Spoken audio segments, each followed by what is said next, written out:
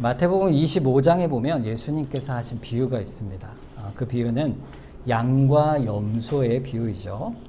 그러니까 주님이 오셔서 심판하실 그 재림의 날에, 마지막 날에 양무리와 염소의 무리로 구분하시겠다 이렇게 말씀하고 있어요. 근데 이 비유는요, 사실 아주 중요한 초점이 있습니다. 그게 뭐냐면 이 양과 염소가 모두 다 사실은 스스로 진자라, 하나님을 믿는 자라 하는 사람들인 것이죠. 그러니까 모두 주님을 믿고 따른다고 생각하는 사람들이 주님이 보실 때 양과 염소로 구분될 그런 자들이다 이렇게 말씀하시는 것입니다. 사실 성경 곳곳에서 이런 하나님을 스스로 믿는다 하는 백성들 가운데서도 하나님이 그들을 양과 염소로 나누시겠다 이렇게 말씀하시는 내용이 많죠. 그 내용 중에 하나가 바로 오늘 본문의 말씀입니다. 두 종류의 사람이 있죠. 하나는 하나님의 공의를 의심하여 하나님이 우리에게 정당한 대우를 해주시지 않는다라고 하나님을 불평하고 비난하는 사람들이 있고, 반면에 또 한 부류는 하나님을 겸손히 실로 경외하고 하나님의 자녀로 살아가길 원하며 애쓰는 이 두 부류의 사람이 있는 것입니다. 그래서 오늘 말씀을 통해서 우리가 어떠한 사람이 되어야 되겠는가 이 마음에 새기는 그런 시간이 되시기를 바랍니다. 우선 첫 번째는 어떤 부류의 사람이 되죠? 바로 하나님에 대해서 큰 불만을 가진 그런 사람들이에요. 오늘 본문 15절 말씀에 지금 우리는 교만한 자가 복되다 하며 악을 행하는 자가 번성하며 하나님을 시험하는 자가 화를 면한다 하였노라 그랬어요. 자, 여기서 교만한 자와 악을 행하는 자와 하나님을 시험하는 자가 누굴까요? 바로 이방인들이죠. 이방인들이에요. 그러니까 하나님 앞에 교만하고 악을 행하고 하나님을 시험하는 이방인들이 오히려 복되고 번성하며 화를 면한다 이렇게 불평하고 있는 거예요. 누가요? 하나님의 백성이라고 하는 지금 이스라엘 백성들이 하나님을 향해 불평하고 있는 거예요. 그러니까 이스라엘 사람들 지금의 마음의 상태가 어떻습니까? 하나님께 감사하고 기뻐하는 그런 모습이 아니죠. 그럼 어떤 상태입니까? 원망하고 불평하고 있는 거예요. 하나님이 그들의 태도를 잘못됐다. 그래서 어찌 너희들이 나에게 이리 말하느냐. 하나님이 그들을 책망하시자 이들이 오늘 본문에 또 뭐라고 말을 합니까? 13절에 여호와가 이르노라 너희가 완악한 말로 나를 대적하고도 이르기를 우리가 무슨 말로 주를 대적하였나이까 하는도다 그랬어요. 하나님께서 너희가 어찌 그럴 수 있느냐 말을 하시니까 그러면 아이고 제가 그렇군요. 하나님께서 다 아시는군요. 제가 그렇습니다. 하고 두려워 주 앞에 회개하고 나아오면 주께서 용서하시겠다 하셨는데 그들이 뭐라고 말하고 있죠? 우리가 무슨 말로 주를 대적했습니까? 이렇게 말하고 있는 거예요. 여러분 여기서요. 하나님을 우리가 언제 대적했어? 이 대적했다는 말은요. 그 말 그대로 대적하다는 의미도 있지만 이 원어의 의미에는요. 위에 있다는 의미예요. 내가 언제 하나님 위에 있었습니까? 이렇게 말하는 거죠. 그러니까 하나님께서 너희가 나의 위에 있다. 나를 대적했다. 이렇게 말하시는 거예요. 그러니까 하나님보다 자기 판단과 생각이 더 옳다라고 이스라엘 백성이 지금 말을 하는 겁니다. 그런 상태를 우리가 뭐라고 얘기하죠? 하나님을 향한 교만이죠. 교만. 그러니까 사실 하나님이 그들을 보실 때 교만하여 하나님의 법을 어기고 악을 행하여 하나님을 시험하는 자는 정작 누굽니까? 그 불평하는 바로 이방인이 아니라 지금 이 말을 하고 있는 이스라엘 백성, 그 말라기 시대 이스라엘 백성이 그들의 영적 상태가 바로 그런 것이죠. 그러니 하나님의 책망 앞에서 뭐라고 얘기하는 겁니까? 우리가 무슨 말로 주를 대적했습니까? 그러니까 결국 뭐예요? 우리가 언제 그랬어요? 하나님이 틀렸습니다. 내 말이 맞지요? 이것이 이스라엘 백성의 영적 모습이죠. 사실 우리가 말라기를 쭉 보면서 이러한 이스라엘의 영적 상태를 계속 봐왔어요. 보세요. 말라기 1장 2절에 여호와께서 이르시되 내가 너희를 사랑하였노라 했더니 끝에 뭐라고 되어 있어요? 주께서 어떻게 우리를 사랑하셨나이까? 자, 6절에도 보세요. 내 이름을 멸시하는 제사장들아 라고 말씀하시니까 끝에 우리가 어떻게 주의 이름을 멸시했습니까? 도리어 하나님이 그들을 책망하시고 말씀하시고 돌이키라 하실 때 오히려 그들이 어떻게 합니까? 하나님께 따지고 있어요. 불평하고 있는 거예요. 하나님께서 행하시는 모든 이스라엘에 대한 판단과 돌이켜라. 오래 참으시고 불러내시고 그 긍휼을 베푸심에도 불구하고 그들은 오히려 어떻게 해요? 철저하게 우리가 언제 그랬습니까? 라고 부인하고 있는 것이에요. 지난주에 살펴본 말라기 3장 7절 말씀이 제일 그 모습을 보여주고 있죠. 중간에 보세요. 그런즉 내가 내게로 돌아오라. 그리하면 나도 너에게 돌아가리라. 무슨 말이에요? 회개하라 이거죠. 그랬더니 뭐라 그래요? 끝에? 우리가 어떻게 해야 돌아가리까? 이거는 방법을 알려주십시오 하는 겸손한 말이 아니에요. 우리가 언제 당신께 잘못을 했다고 돌아갈 일이 있습니까? 그게 무슨 말이요? 이런 뜻이에요. 결국 그들의 영적 상태가 하나님 앞에 적나라하게 드러나고 있는 거죠. 오늘 본문 13절에 그래서 이렇게 딱 잡아 떼는 거예요. 여호와가 이르노라 너희가 악한 말로 나를 대적하고도 이르기를 우리가 무슨 말로 주를 대적하였나이까. 여기서 악한 완악한 말이라는 것은요 아주 강한 말이죠. 하나님 앞에 강하게 대적하는 거예요. 굽히지 않는 거죠. 돌이키지 않는 거예요. 하나님 말씀하셔도 완전 강심장이죠. 강심장이고 뻔뻔해도 이렇게 뻔뻔할 수가 없는 거예요. 자, 이런 상태를 성경에서 뭐라고 하느냐. 디모데전서 4장 1절과 2절에 이렇게 말합니다. 그러나 성령이 밝히 말씀하시기를 후일에 어떤 사람들이 믿음에서 떠나 미혹하는 영과 귀신의 가르침을 따르리라 하였으니 자기 양심이 화인을 맞아서 외식함으로 거짓말을 한다 그랬어요. 여기서 양심이 화인을 맞은 자. 이게 바로 지금 이스라엘의 모습이에요. 여기 화인이 뭐죠? 화인이 뭡니까? 이게 보통 이게 그 큰 이렇게 목장 가면은 짐승에 이렇게 낙인을 찍잖아요. 불에 지져가지고 이렇게 탁 찍잖아요. 그게 화인이에요. 불도장.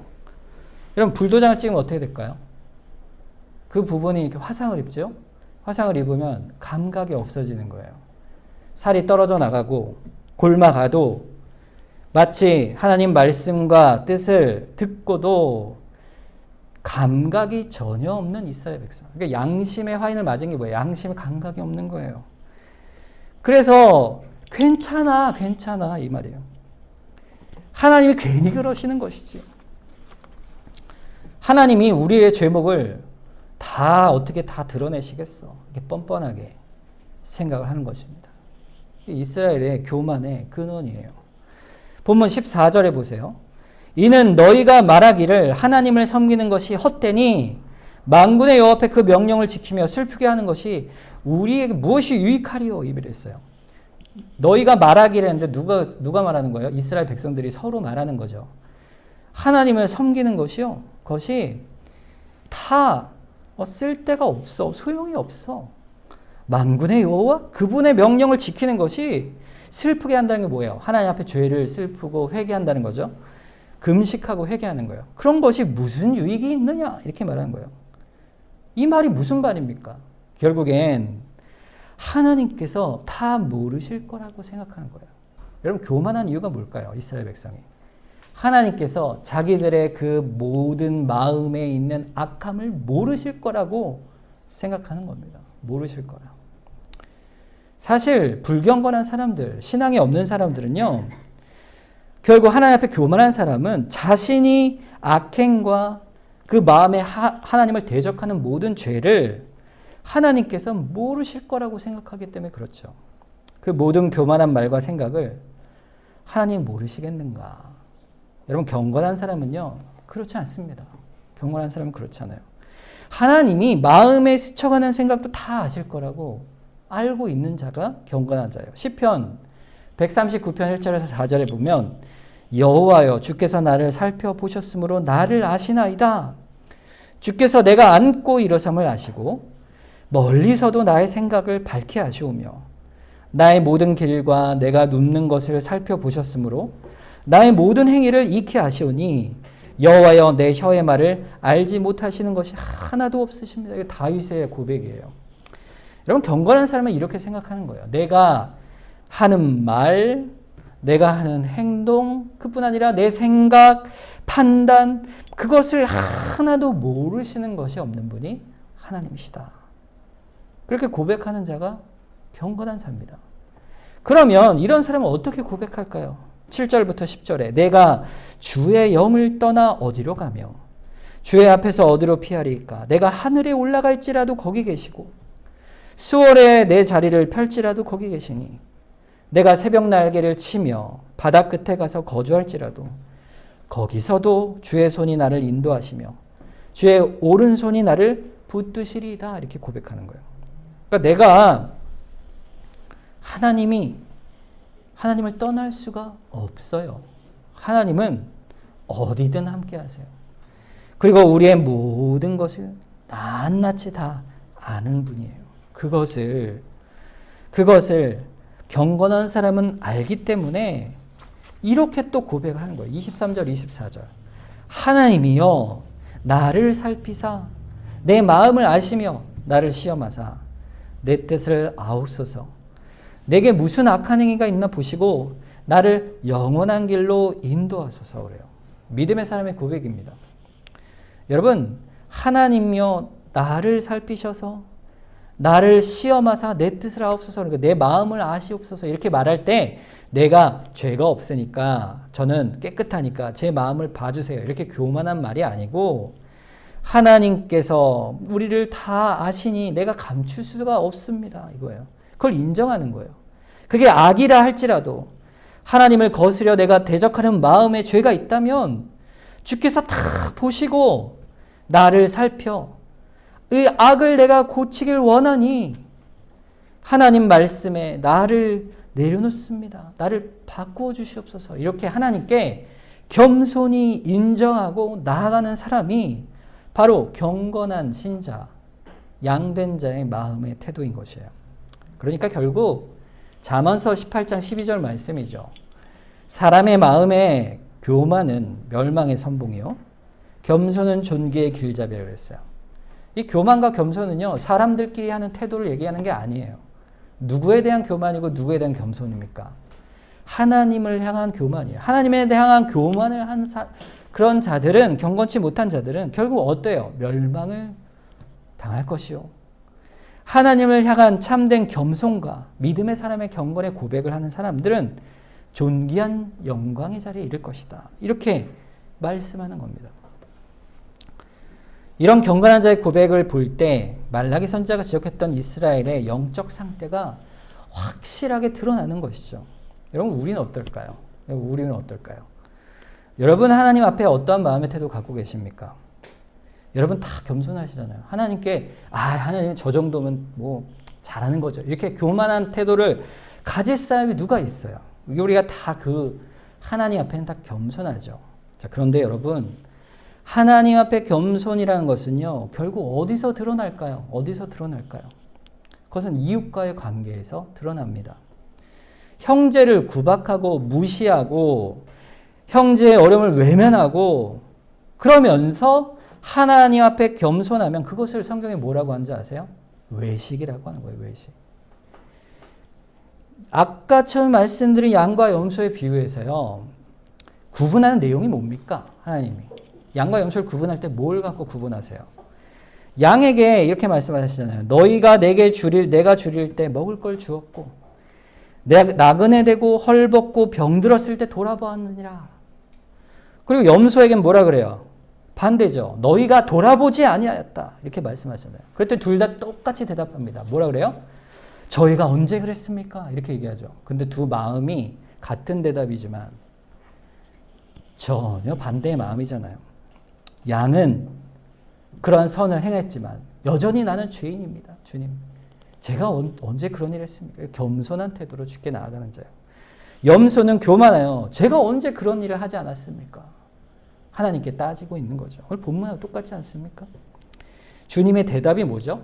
25장 마태복음 25장 40절에 임금이 대답하여 이르시되 내가 진실로 너희에게 이르노니 너희가 여기 내 형제 중에 지극히 작은 자 하나에게 한 것이 곧 내게 한 것이니라. 이렇게 말씀하셨어요. 여기서 누구의 형제라 그래요? 내 형제. 주님이 형제 삼은 자들.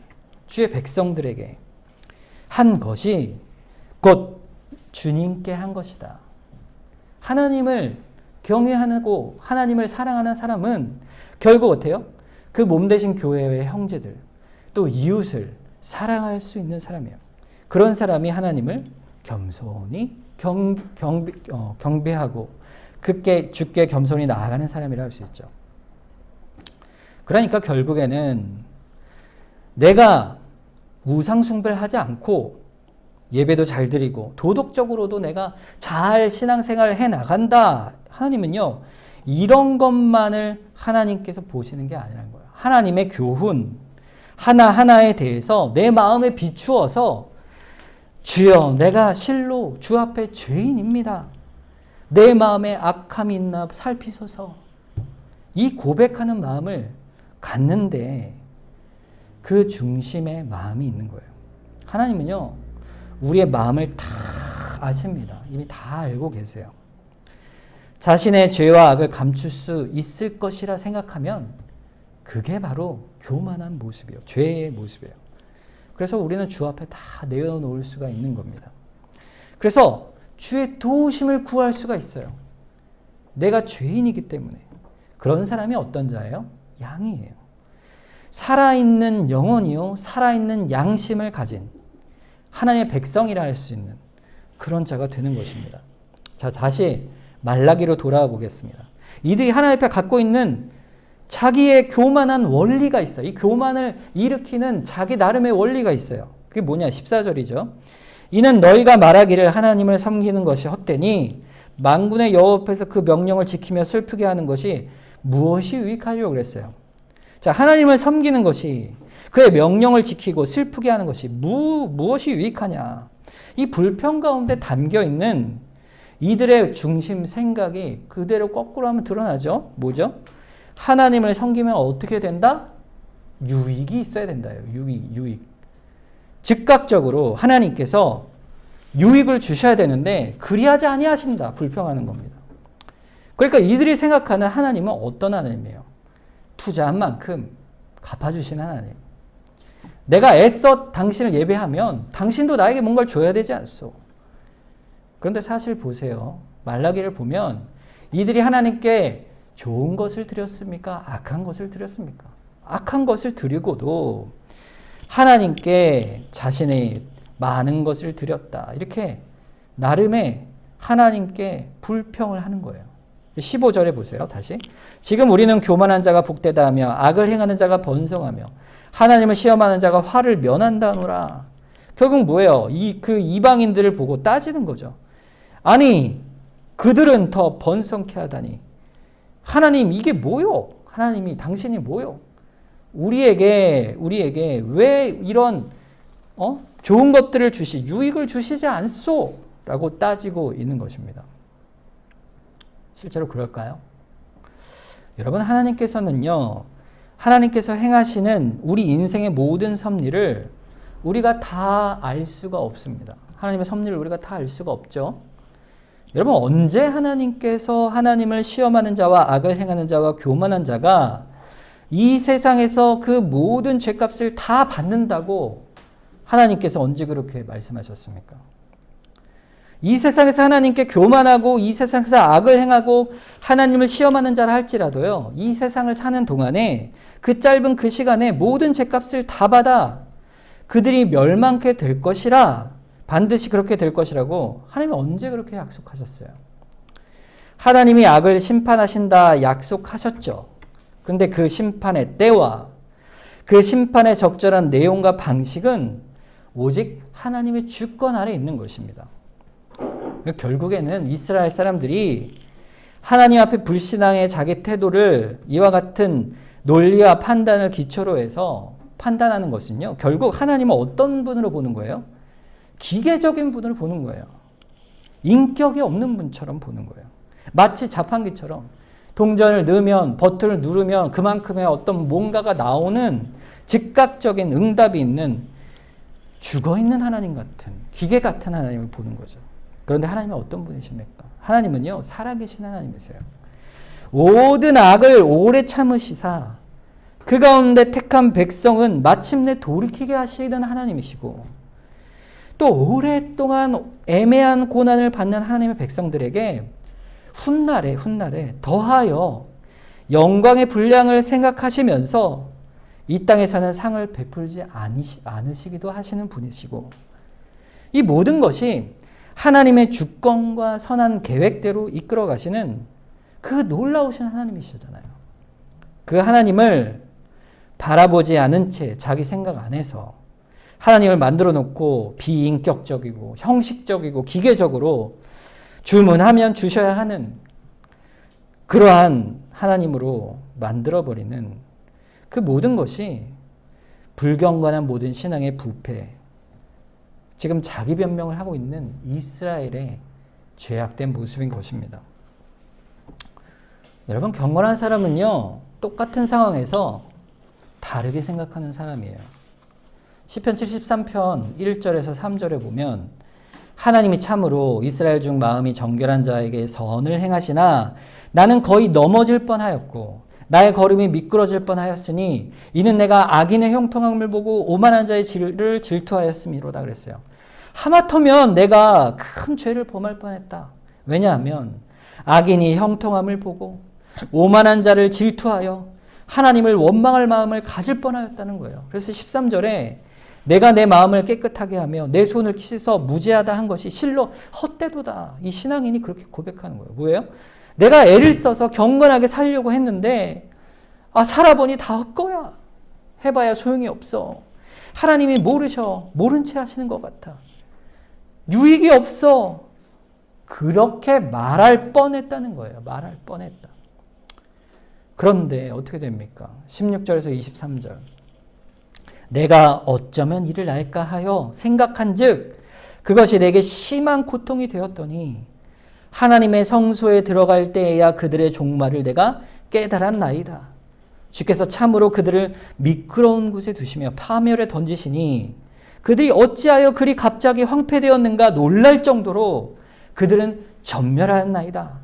주여, 사람이 깬 후에는 꿈을 무시함같이 주께서 깨신 후에는 그들의 형상을 멸하시리이다.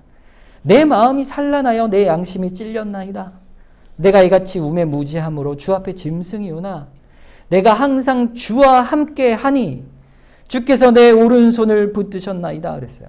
이게 경건한 사람의 고백입니다. 내가 큰 죄를 하나님께 범할 뻔하였구나. 내 마음에 깨끗한 게 소용이 없구나. 이렇게 말할 뻔했다. 내가 어찌하여 종일 재난을 당하는가. 내가 저들처럼 말하고 하마터면 내가 악을 행할 뻔했구나. 그러면 내가 이 일을 어찌할까 심히 고민하고 묵상하는 중에 주의 성소에 들어가 예배할 때 깨달은 거죠. 깨달은 거예요. 하나님께서 그들을 마치 기름진 미끄럼틀에서 미끄러지듯이 한 번에 하나님께서 황폐하게 하시고 심판하시는구나. 내가 아무것도 모르고 불경건한 죄를 범할 뻔했다. 내가 주 앞에 우매무지한 짐승과 같은 자가 아닌가. 이렇게 고백하는 자가 경건한 자죠. 그러나 내가 항상 주와 함께 있나이다. 주께서 내 오른손을 붙드시기 때문입니다.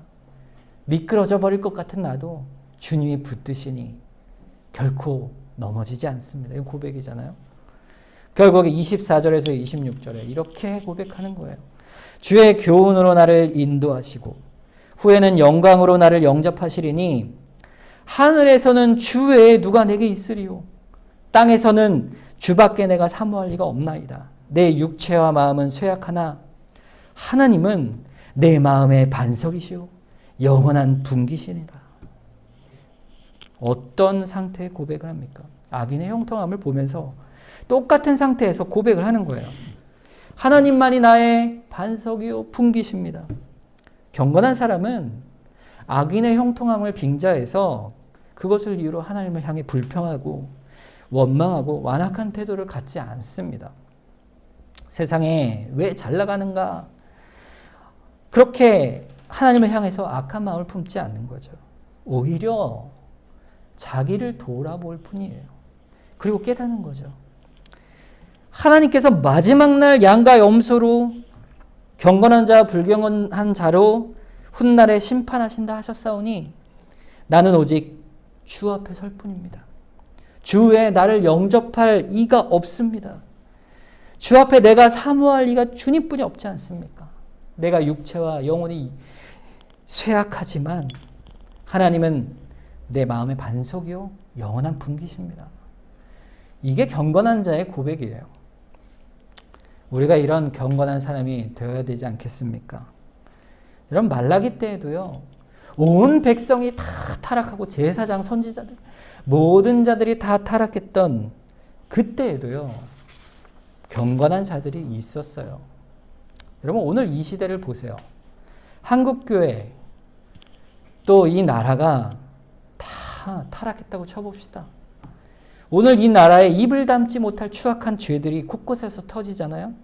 각계각층의 사회 지위 고하를 막론하고 곳곳에 부패하고 썩어가는 이 도덕적 타락과 부패, 한국 사회를 다 그것이 잡고 있다 할지라도 사방이 다 돌아봐도 믿고 의지할 만한 의인이 없는 것 같을 때에도요, 그때에도 경건한 사람을 하나님이 두신다 그랬어요.